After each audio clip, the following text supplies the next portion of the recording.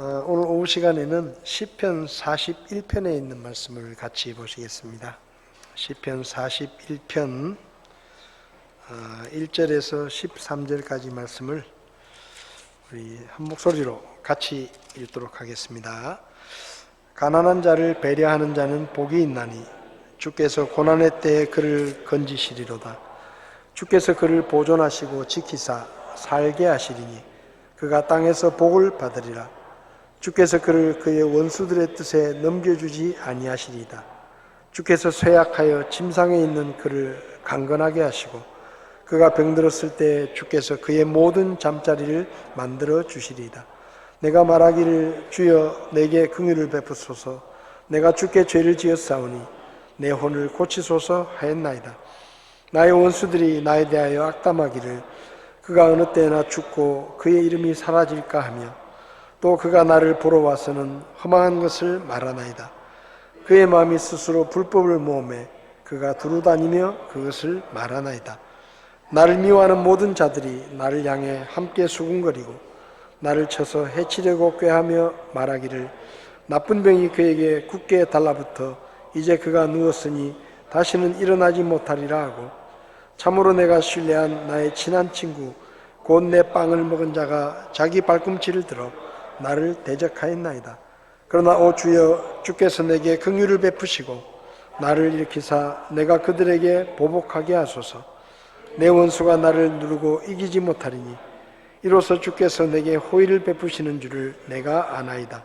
나로 말미암아 주께서 나의 순전함 가운데 나를 떠받치시고 영원히 주의 얼굴 앞에 세우시나이다. 주 이스라엘 하나님을 영원부터 영원까지 찬송하리로다. 아멘 아멘. 잠시 기도하겠습니다. 하나님 아버지, 주의 성령께서 우리 각 사람에게 말씀하시고 우리가 모두가 이 시간 하나님의 음성을 들을 수 있도록 도와주시옵소서. 주의 말씀을 우리의 마음판에 새기게 하시고 이것을 하든지 저것을 하든지 늘 주의 말씀에 따라 말하고 행하며 살아갈 수 있도록 저희들을 도와주시옵소서. 오늘도 주의 말씀을 나눕니다. 주의 성령님께서 우리에게 친히 말씀해 주시옵소서. 종을 주님께 맡기며 예수님의 이름으로 기도했습니다. 아멘. 자리에 앉으시겠습니다. 주일 오후에 시편 말씀을 나누었는데 오늘 이 시편 42편이 유대인들의 성경의 구분에 의하면 시편 150편이 유대인들 성경에는 5권으로 이렇게 구분되어 있습니다. 그 5권의 책 중에 제1권 첫 번째 시편의 마지막 성경이 오늘 시편 42편입니다. 그래서 시편 1편에서부터 42편까지가 시편의 제1권에 이제 해당되는 그런 시들입니다. 오늘 이제 시편 42편 말씀을 나누면 내년에는 다른 이런 말씀을 가지고 오후 시간에 나누려고 하는데요. 시편 42편을 함께 나누면서 이제 시편 제1권이 끝이 나는 것이죠. 그래서 12월 마지막 날 제1권을 이제 끝낼 수 있어서 참 특별한 의미가 있다 생각이 듭니다. 시편 41편은 시편 1권에 기록된 41편의 시가 있는데 그 시들 중에 공교롭게도 28권의 시가 다윗이 고난을 당하고 고통을 당할 때 쓴 시입니다. 그래서 시편 41편까지의 성경을 보면 다윗이 시를 썼을 때 그가 정말로 괴롭고 힘들고 고통스러웠을 때 많은 시를 썼다 이런 생각을 하게 됩니다. 근데 그렇게 생각을 하면 이런 생각이 들 수 있죠. 참 하나님께서 우리에게 하실 말씀이 많으실 것이고 또 그분이 우리에게 주시고 싶은 말씀도 많이 있을 텐데 왜 시편을 하나님께서 우리에게 주시면서 이렇게 고난과 고통, 어려움에 관한 말씀들이 왜 이렇게 많나? 좀 희망적이고 아주 우리에게 소망을 주고 뭐 이런 시들이 좀 많이 포함이 되어 있으면 좋겠는데, 우울하고 슬프고 고통스럽고 또 읽으면은 우리도 힘들어지는 그런 내용들이 왜 이렇게 많나라는 생각을 해봅니다. 시편을 어쨌든 하나님께서 시편 기자들을 통해 기록하게 하셨을 텐데, 왜 그 기록들, 수많은 기록들 중에 이렇게 힘들고 고통스러운 시간을 보냈던 때 쓰여진 시들을 이렇게 많이 포함시켜 놓으셨나 생각을 하는 것이죠. 그런데 그만큼 우리의 인생에는 고난과 고통, 어려움 이런 것들이 그만큼 많다라고 이야기할 수 있습니다. 욥기 5장 6절 7절을 보면 이런 말씀이 있습니다. 고통은 티끌에서 생기지 아니하며 고난은 흙에서 솟아나지 아니할지라도 불티가 위로 날아가는 것 같이 사람은 고생하려고 태어나느니라. 그러니까 이 말씀에 의하면 고통은 이 세상으로부터 오는 게 아닙니다. 우리가 이 세상에 태어나서 이 세상의 환경과 여러 가지 일들 때문에 우리는 고통스럽다고 생각하지만, 사실은 인생이 당하는 고난과 고통은 이 세상에서 오는 것이 아니라 태어날 때부터 운명적으로 가지고 태어나는 겁니다. 그러니까 우리가 이 세상에 살기 때문에 이 세상이 불공정하고 이 세상이 부도덕하고 불의하기 때문에 이 세상에서 우리가 고통을 당한다고 생각하지만, 사실은 고통은 이 세상에서 오는 게 아니라 우리가 태어날 때부터 죄인으로 태어나기 때문에 운명적으로 고통이라는 것을 가지고 태어나는 것이죠. 그래서 성경을 보면 원래 인생은 이렇지 않았습니다. 원래 처음 하나님께서 사람을 창조하실 때 기록을 보면 사람은 아주 행복하게 살도록 창조되었습니다. 인생의 출발은 축복과 소망이었습니다. 하나님께서 사람을 만드실 때 우리의 형상을 따라 우리의 모양으로 사람을 만들자 하고 사람은 아주 특별하게 만드셨어요. 지금 우리가 가지고 있는 이 모양은 하나님의 모양입니다. 그리고 우리가 가지고 있는 이 사람의 생각과 형상이라는 것은 하나님의 형상이에요. 그러니까 이 세상의 모든 창조물들 중에 유일하게 사람만 하나님의 형상으로, 하나님의 모양으로 아주 멋지게 만들어진 것입니다. 그래서 하나님이 직접 흙으로 사람의 모양을 빚으셨습니다.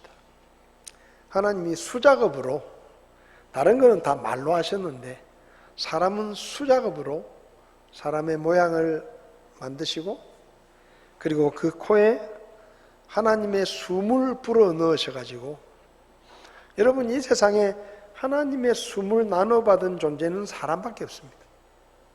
그러니까 사람은 아주 영광스럽게 아주 특별하게 만드셨어요. 그래서 흔히 만물의 영장이 사람이다 이렇게 이야기하지 않습니까? 하나님이 창조하신 사람 이전의 모든 것들은 사람을 위해서 창조된 것입니다. 여러분 꽃이 왜 있는지 아세요? 하나님이 보시려고 꽃을 만드신 게 아니에요. 사람에게 보여주시려고 만드신 것입니다. 수많은 동물들과 자연의 그 아름다운 것들은 하나님이 보시려고 만드신 게 아니에요. 제일 마지막에 만드신 사람에게 보여주시려고, 사람에게 선물로 주시려고 모든 것을 창조하시고 마지막에 그 모든 것의 중심이 되는 사람을 만드셨습니다. 사람은 하나님의 파트너였습니다. 우리가 우리의 모양을 따라 우리의 형상으로 사람을 만들고 우리가 만든 모든 것들을 관리하고 다스리고 그렇게 하도록 일을 맡기기 위해서 사람을 만드셨습니다. 그러니까 사람은 하나님의 파트너예요. 영원히 살도록 영원히 행복하게 살려고 사람을 만드셨습니다. 그리고 사람을 만드시고 하나님이 제일 먼저 하신 일이 사람을 축복하신 것입니다. 여기 창세기 1장 28절을 보면 하나님께서 그들에게 복을 주시고 하나님께서 그들에게 이르시되 다산하고 번성하여 땅을 채우라. 땅을 정복하라. 또 바다의 물고기와 공중의 날짐승과 땅 위에서 움직이는 모든 생물을 지배하라 라고 복을 주셨습니다. 그러니까 사람의 출발은 축복이고 영광이고 그리고 영원한 생명과 행복이 보장되어 있는 것이 사람이었습니다.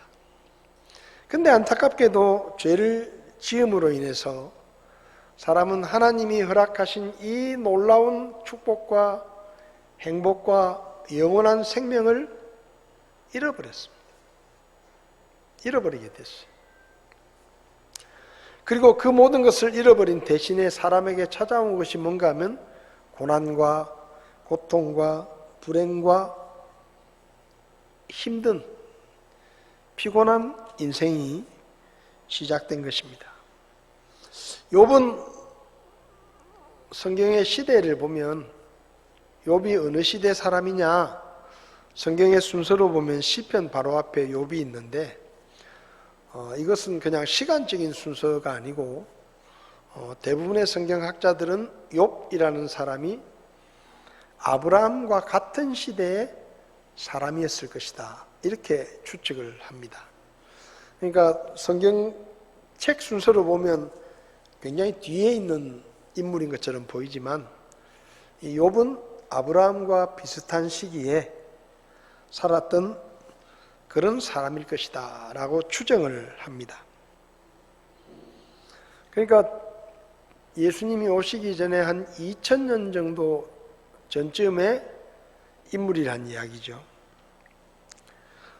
그러니까 다윗이 쓴 시편 41편을 썼는데 다윗보다 욥이라는 사람은 한 1000년쯤 전에 살았던 사람입니다. 그러니까 다윗이 수많은 고통과 고난과 어려움 속에서 시를 쓰고 그 고난에 대한 말씀을 많이 기록을 했는데 욥은 다윗보다 훨씬 1000년 전에 벌써 뭐라고 말하는가 하면 야, 인생은 고통이야. 인생은 고통이야. 사람은 고생하려고 태어나는 거야. 이렇게 말하는 거예요. 참 이게 이 사람의 운명이 어떠한지를 아주 분명하게 이야기하는 거예요. 인생은 태어나는 것 자체가 고통이고 고생이고 그리고 그 고생은 뭐 환경 때문에 아니면 어떤 여러 가지 살아가면서 힘든 것 때문에 고통을 당하는 게 아니라 태어나는 것 자체가 태어날 때부터 고통을 가지고 태어나는 거라는 거죠. 왜? 죄인이니까. 죄인으로 태어나니까. 그래서 욥은 인생은 고통이다 라고 이야기를 하고 다윗은 구약시대를 대표하는 믿음의 사람이고 어떻게 보면 밧세바와 간음한 일 그거 하나만 빼놓고 나면 다윗은 굉장히 믿음의 사람이고 우리가 본받고 싶어하는 그런 많은 교훈을 우리에게 준 사람이지만 그래서 다윗의 생애를 보면 그 밧세바와의 죄를 지은 그 이후에 다윗의 삶은 굉장히 힘들고 고통스럽고 자기 아들 때인 솔로몬 때엔 나라가 둘로 쪼개지고 서로 동족 상잔의 비극이 일어나고 이 모든 일들이 다윗의 죄 때문이에요. 그러니까 다윗의 인생의 말년에 겪었던 고통들은 죄를 지어가지고 하나님께 징계로 받은 거라고 볼 수 있어요. 그런데 다윗의 생애를 보면 밧세바와 죄를 짓기 전에도 다윗은 어릴 때부터 힘겹게 살았습니다. 고통스럽게 살았어요. 왕에게 충성을 다했지만 자기의 장인이 되는 왕은 자기를 죽이려고 하고, 왕과 갈등이 깊어져서 자리를 비켜준다고 왕궁을 떠났는데도 장인은 사위를 죽이겠다고 끝까지 군사를 이끌고 찾아오고. 그러니까 이 다윗의 생애는 죄를 지어서 고통을 당한 이 말년의 삶이 있지만 그 일이 있기 전에도 다윗은 힘들었다는 겁니다. 그리고 신약성경을 봐도 우리가 신약성경에서 제일 믿음이 좋고 우리가 정말로 본받기 원하는 사람을 한 사람 뽑으시오 라고 말하면 대부분의 사람들이 사도 바울이라고 이야기할 겁니다. 근데 사도 바울의 인생을 보면 사도 바울의 믿음은 본받고 싶지만 사도 바울처럼 살고 싶은 사람은 아무도 없어요. 믿음은 본받고 싶은데 그 사도 바울이 당했던 그 고난과 고통과 핍박,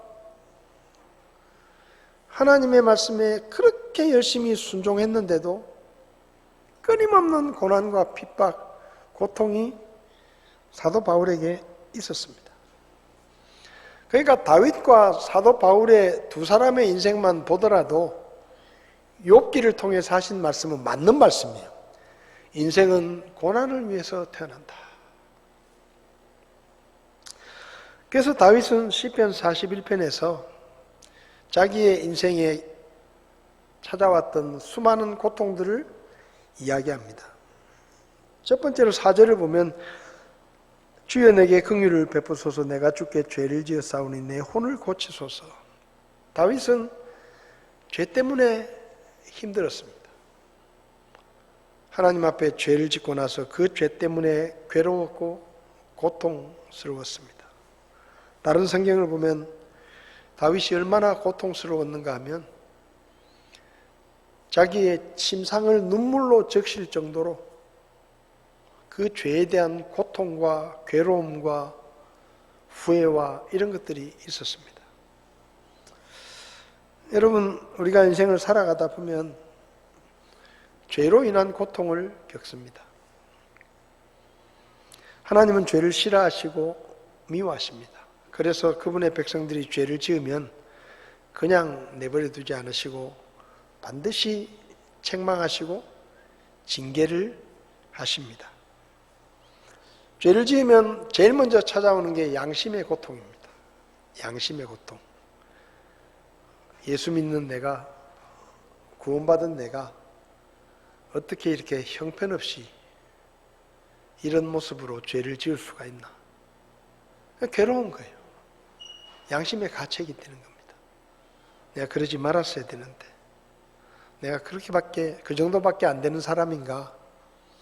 내가 믿는 사람인데 그렇게 안 했어야 되는데 왜 내가 그렇게 했을까? 괴롭고 후회가 되고 고통스럽죠. 죄 때문에 부부 사이가 깨질 수도 있습니다. 죄 때문에 부모 자식이 원수가 될 수도 있습니다.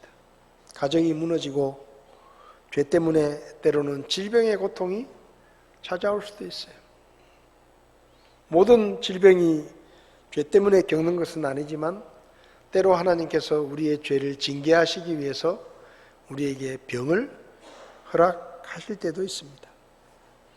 그러니까 죄는 그저 단순히 그 죄 자체만 문제가 아니라 죄 때문에 수많은 여러 가지 고통들이 우리에게 찾아오기도 합니다. 그 다음에 다윗은 5절에서 7절을 보면 원수들 때문에 내가 고통스러웠다라고 이야기합니다. 나의 원수들이 나에 대하여 악담하기를 그가 어느 때나 죽고 그의 이름이 사라질까. 다윗이 지금 병들어 있어요. 근데 원수들이 뭐라고 말하는가 하면 야, 저 죽을 때가 돼서 이제 곧 죽겠구나. 이러고 있는 거예요. 곧 죽겠구나. 저놈이 빨리 죽어서 우리 머릿속에서 저놈이 잊혀졌으면 좋겠다. 이렇게 이야기를 하는 거예요. 6절을 보면 그가 나를 보러 와서는 험한 것을 말한다. 그의 마음이 스스로 불법을 모험에 그가 두루다니며 그것을 말한다. 원수들이 우리의 잘못을 살피고 있다가 우리의 허물과 우리의 실수와 우리의 약함이 드러나면 때는 이때다 해가지고 그걸 막 소문내고 다니는 거예요. 우리에 대해서 험담을 하고 거짓말로 우리를 모함하고 기다렸다는 듯이 좋지 않은 소문을 퍼뜨립니다. 이런 사람들이 있어요. 우리 곁에 있습니다. 그리고 7절을 보면 나를 미워하는 모든 자들이 나를 향해 함께 수군거리고 나를 쳐서 해치려고 꾀한다. 나를 미워하는 사람이 있다. 여러분, 우리가 오해하지 말아야 되는 게 이 세상 모든 사람이 나를 좋아해야 되는 게 아닙니다. 우리가 좀 생각을 바꿔야 될 필요가 있는 게, 여러분, 이 세상에는 우리를 좋아하는 사람이 있습니다. 근데 우리를 싫어하는 사람도 있어요. 심지어 우리를 미워하는 사람도 있어요. 우리와 원수가 된 사람도 있어요.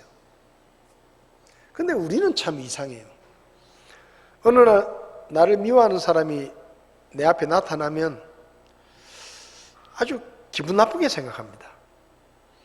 나를 미워하는 사람을 나도 미워하게 돼요. 절대로 이 세상에 나를 미워하거나 나를 싫어하는 사람은 없어야 된다고 생각해요. 근데 여러분, 그런 사람 아무도 없어요. 이 세상에는 다 나를 싫어하는 사람이 있고 나하고 안 맞는 사람이 있고 나를 미워하는 사람이 있습니다. 저는 그래요. 어떤 사람이 나를 막 미워하잖아요. 그럼 저는 어떻게 생각하는가 하면, 이 세상에 나를 미워하는 사람이 반이나 있는데 그 중에 한 사람을 오늘 내가 만났구나, 이렇게 생각해요. 그럼 별로 기분 나쁘지 않아요. 왜냐하면 나를 미워하는 사람이 엄청 많은데 그 중에 오늘 내가 한 사람 만난 거예요.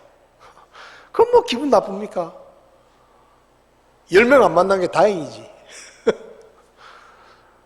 그러니까 우리가 착각하지 말아야 되는 게, 이 세상 모든 사람이 다 내 편이고 나를 좋아하고, 여러분, 나하고 안 맞는 사람 세상에 많아요. 나하고 의견이 다른 사람 많아요. 생각이 다른 사람 많습니다.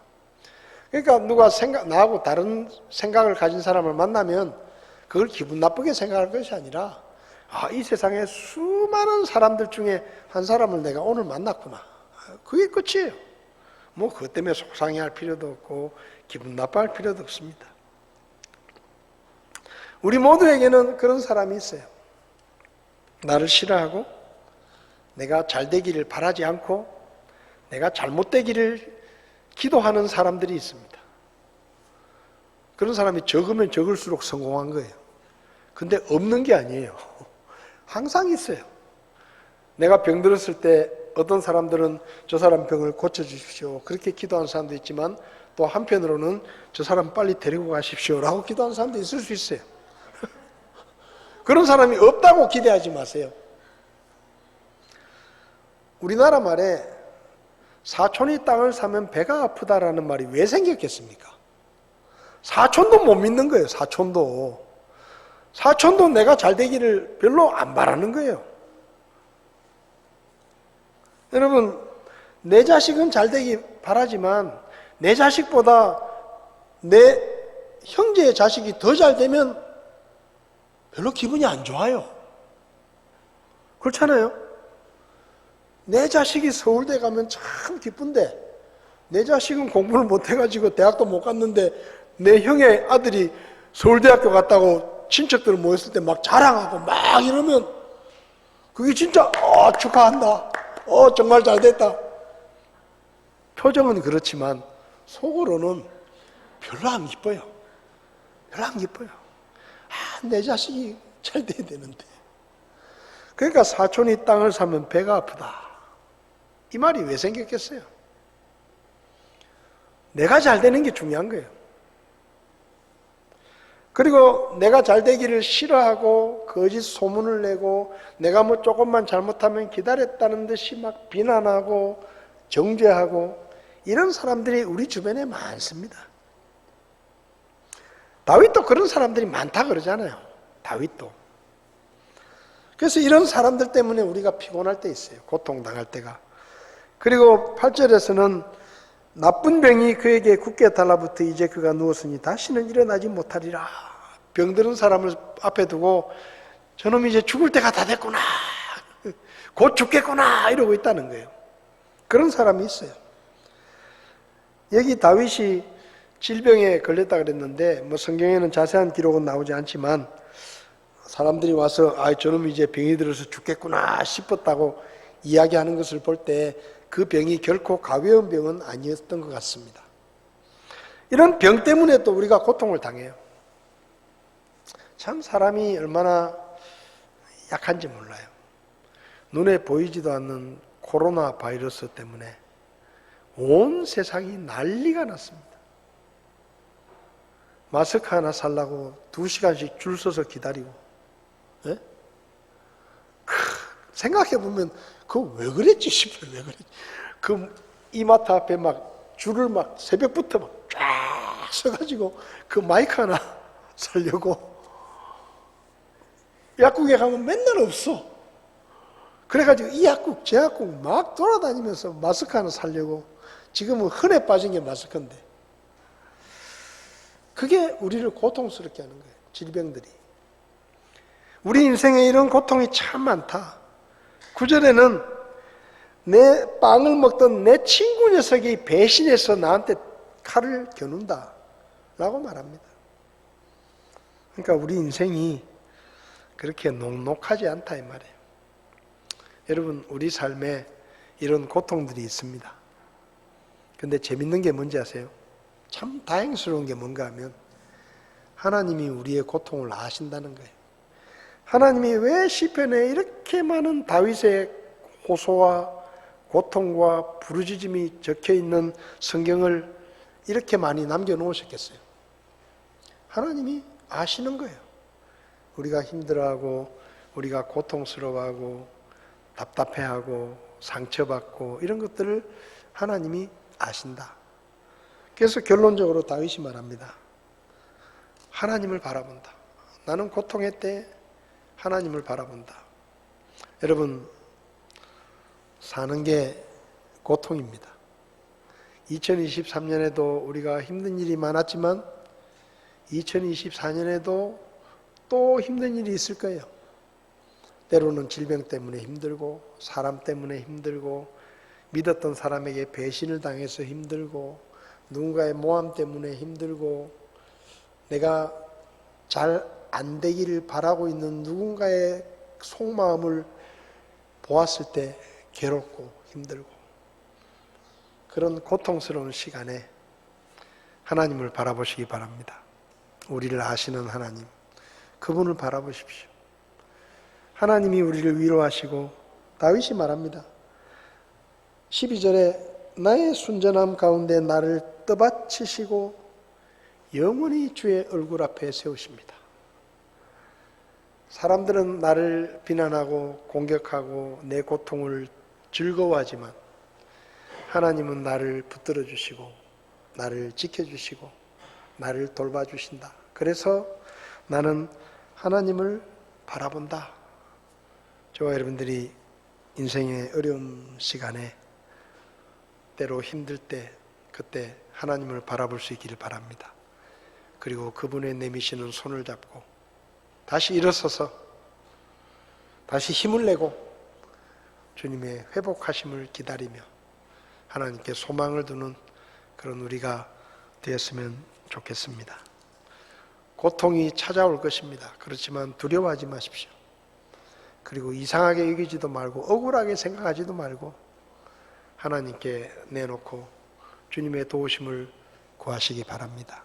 그러면 우리도 다윗처럼 고통스럽고 힘들지만 그래도 찬양합니다. 그래도 주님 때문에 기뻐합니다. 그래도 주님을 바라봅니다. 주님의 응답하심을 기대합니다. 그런 고백을 할 수 있게 될 것입니다. 기도하시겠습니다. 하나님, 다윗은 믿음이 좋았는데 그의 인생에는 어려움이 많았습니다. 욥도 믿음이 좋은 사람이었는데 그의 인생에 폭풍이 몰려왔습니다. 사도 바울도 하나님의 뜻에 따라 순종하려고 몸부림치며 살았는데 그의 인생에는 고통과 핍박이 끊이지 않았습니다. 우리 삶에도 끊임없이 여러 가지 모양의 고통과 고난과 힘듦과 어려움이 찾아옵니다. 그때 하나님, 우리가 낙심하지 않게 하시고 하나님을 바라볼 수 있게 저에게 믿음을 더해 주시기를 원합니다.